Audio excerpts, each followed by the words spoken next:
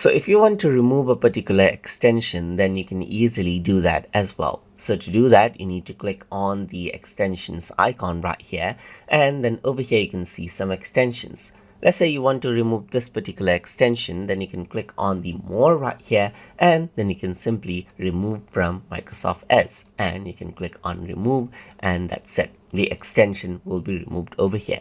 You can also go around onto manage extensions over here, and then you get to the extension space. And from over here, you can go around and remove it from over here as well, and click on remove, and the extension will be removed. And that is how you can remove out extensions from Microsoft Edge.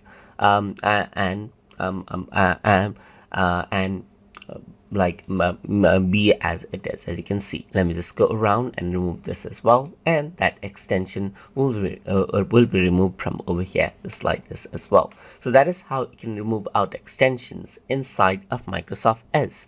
So hope you guys learned something as always, and as always, please like, comment, share, and subscribe.